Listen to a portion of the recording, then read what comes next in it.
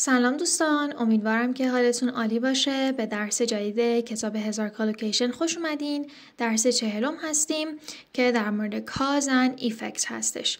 خب همونجور که میدونید کاز به معنی علت هست، علت حالا اتفاق افتادن چیزی، و ایفکت در واقع معلول هست. میتونیم بگیم که اثری که اون اتفاق به جا میذاره.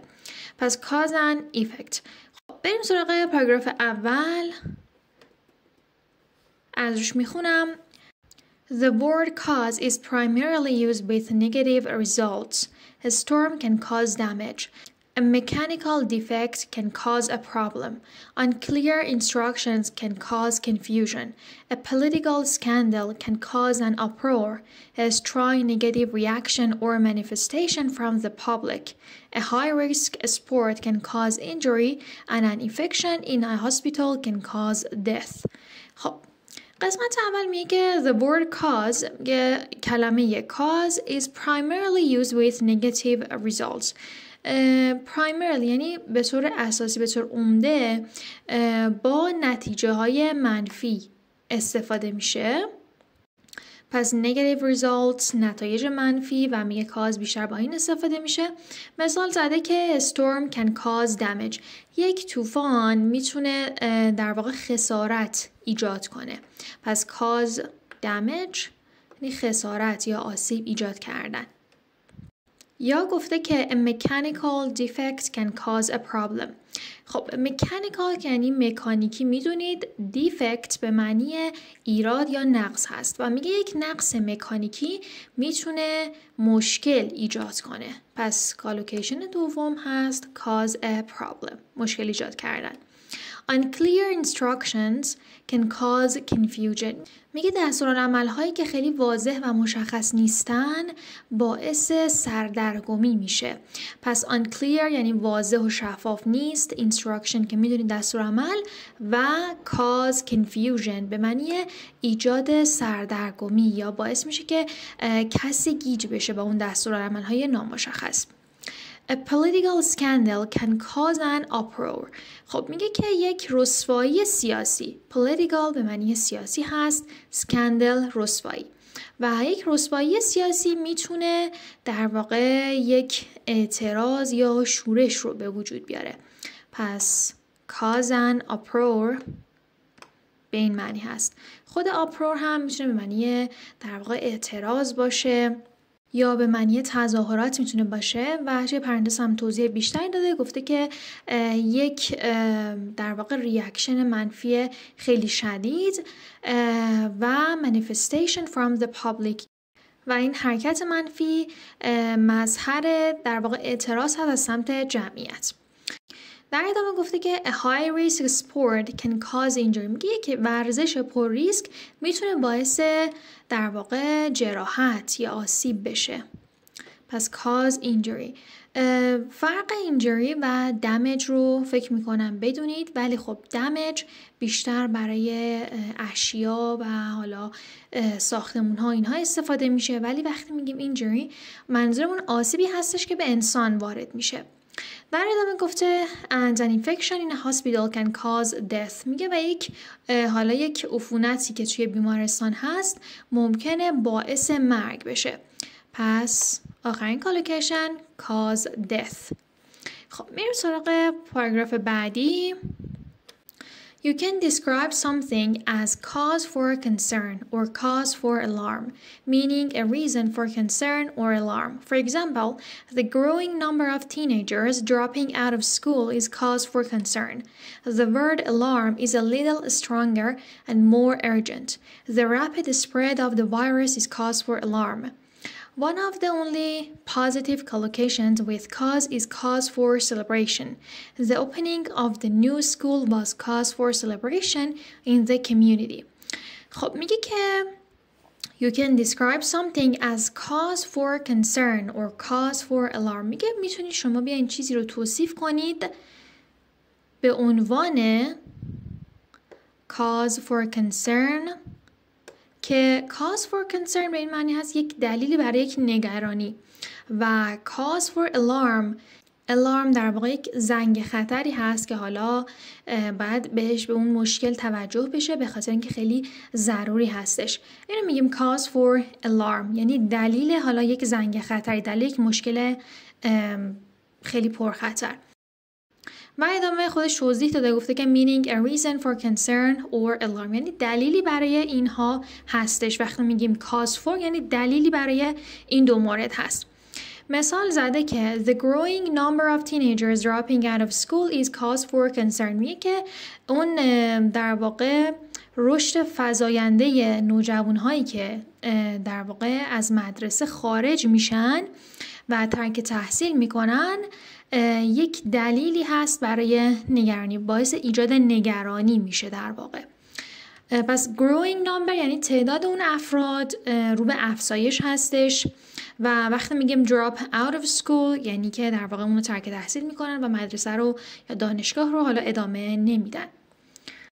بعد گفته که the word alarm is a little stronger and more urgent. همونطور که گفتم کلمه alarm در واقع stronger هست، یعنی یه جوری قوی تر از concern هست و خیلی هم urgency ضروری که به اون مشکل رسیدگی بشه. مثلا گفته که the rapid spread of the virus is cause for alarm و میگه که شیوع سریع ویروس یک زنگ خطریه، داره باعث ایجاد زنگ خطر میشه، cause for alarm. پس اینجا spread یعنی اون پخش شدن ویروس، شایع شدن ویروس هست. One of the only positive collocations with cause is cause for celebration. خب اگه یادتون باشه پاراگراف بالاتر گفتیم که کلاً کلمه cause با چیزای منفی میاد، مثلا دلیل برای نگرانی، دلیل برای زنگ خطر، و گفته که تنها جایی که ما میتونیم اون رو برای یک مفهوم مثبت استفاده کنیم این collocation هست که بگیم cause for celebration، یعنی یک دلیلی برای جشن. مثال زده که the opening of the new school was cause for celebration in the community.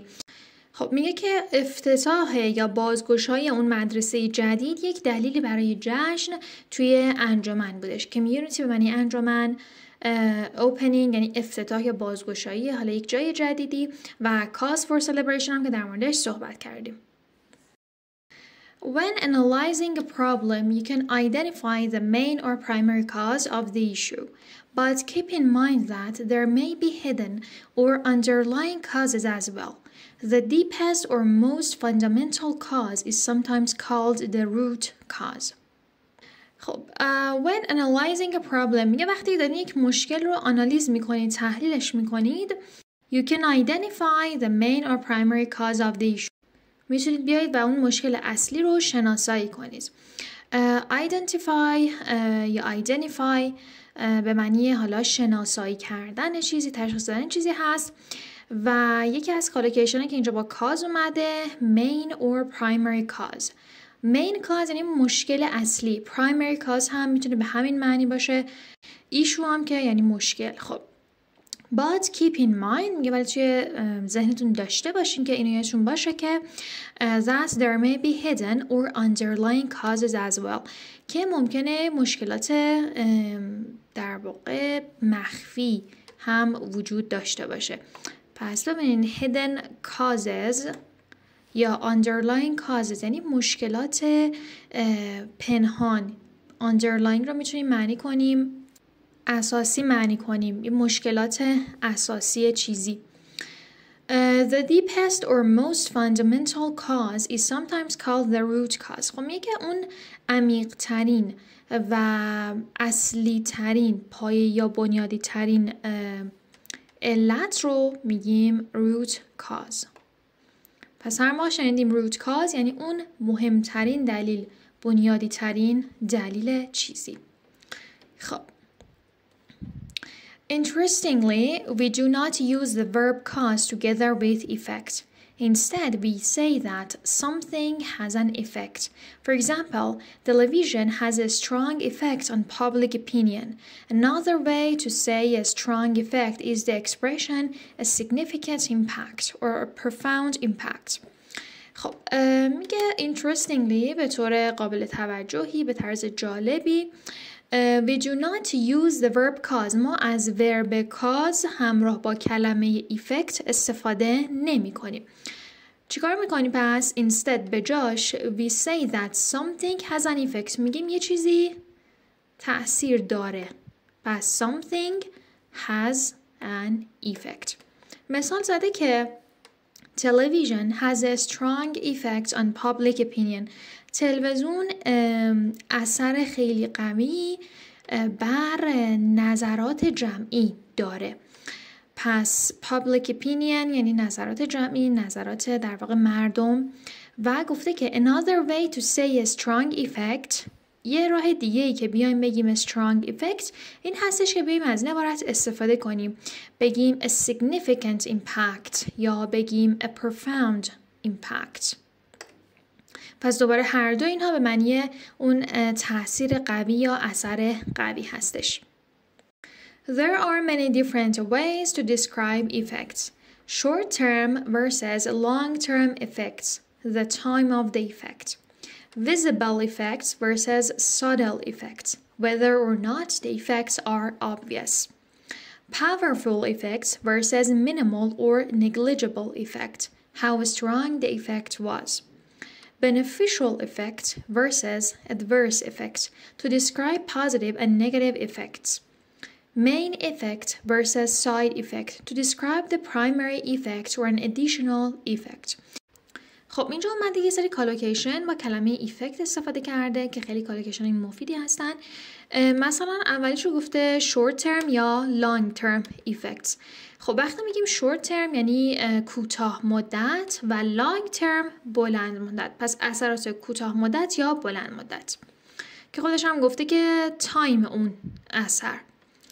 بعدی گفته visible or subtle effects. خب اگه بگیم visible effects یعنی یک اثراتی که قابل لمس هست، قابل مشاهده هستش. و اگه بگیم subtle effects یعنی اون در واقع اثرات قابل مشاهده یا قابل لمس نیستن و خیلی جزئی هستن یا نامحسوس هستن. حواستون باشه توی تلفظ بی تلفظ نمیشه و میگیم subtle. خب خودش هم گفته که این که حالا بررسی کنیم اون اثرات obvious یعنی مشخص هستن یا نه، آشکار هستن یا نه. بعدی هست powerful or minimal or negligible effect. خب اگه بگیم powerful effect یعنی یک اثر قوی و برعکسش میشه minimal effect or negligible effect یعنی اثرات خیلی ریز و کم و جزئی. خب بعدی هست beneficial effect versus adverse effect. خب beneficial effect یعنی یک اثر پرمنفعت، اثر پرسود و حواستون باشه میگیم beneficial نمیگیم.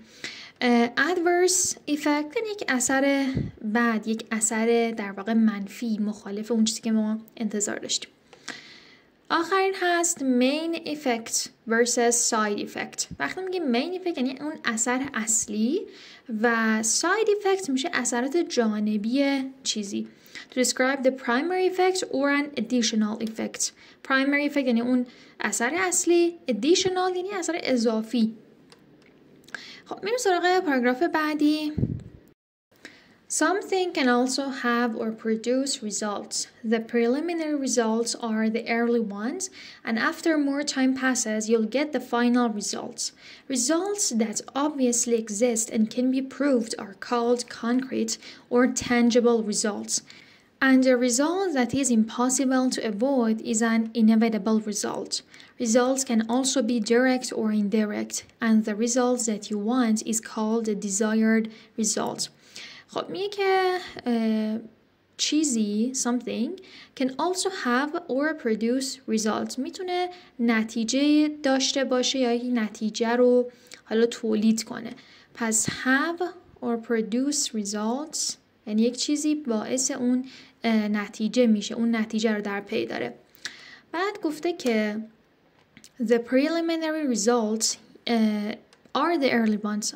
به نتایج اولیه یک چیزی میگیم preliminary results and after more time passes و میگه وقتی که تایم بیشتری میگذره، زمان بیشتری میگذره you'll get the final result. شما نتایج نهایی رو به دست میارین. Results that obviously exist and can be proved are called concrete or tangible results. خب میگه نتایجی که به طور آشکار آشکارا وجود داره و میتونه ثابت بشه can be proved. به اینا ما میگیم concrete or tangible results. concrete و tangible result رو هر دو میتونیم به معنی حالا نتایج محسوس، نتایج مثلا قابل مشاهده، محکم، اینها معنی کنیم. and the result that is impossible to avoid، میگه اون نتیجه‌ای که غیر ممکن هست که ازش دوری کنی، یعنی 100% اون نتیجه اتفاق میفته، بهش میگیم inevitable result، یعنی نتیجه اجتناب ناپذیر. و میگه که results can also be direct or indirect، نتایج میتونن مستقیم یا غیر مستقیم باشن و اون نتیجه‌ای که شما دوست داری و اون نتیجه‌ای که شما میخوای بهش میگیم the desired results. سراغ پاراگراف آخر. One word that is similar to result is outcome. It describes a resulting situation. You can try to guess a likely or probable outcome. The logical outcome is the result you would expect. And an unexpected outcome is one you didn't predict. خب میگه که یه کلمه که مشابه هست به result کلمه outcome هستش. دوباره outcome هم به همون معنی نتیجه هستش، پیامد یا همون نتیجه. It describes a resulting situation. اون موقعیت یا حالا اون نتیجه رو گفته که توصیف میکنه. You can try to guess the likely or probable outcome. به نتیجه‌ای که محتمل هست و احتمال داره که اتفاق بیفته میگیم likely or probable outcome. و به یک نتیجه‌ای که منطقی هست و عقل جور در میاد بهش میگیم logical outcome. و در نهایت داریم unexpected outcome، یه نتیجه‌ای که شما انتظارش نداری، نتیجه غیر منتظره در واقع میتونیم معنیش کنیم. نتیجه‌ای هستش is one you didn't predict، نتیجه هست که شما پیش بینیش نکردی. خب اینم از این درس 40 از کتاب هزار کالوکیشن. اگر ویدیو رو دوست داشتین و این درس براتون مفید بود، ممنون میشم ویدیو رو لایک کنین تا افراد بیشتری بتونن از درس ها استفاده کنن. خیلی ممنون از شما و تا درس 41. خدا نگهدار.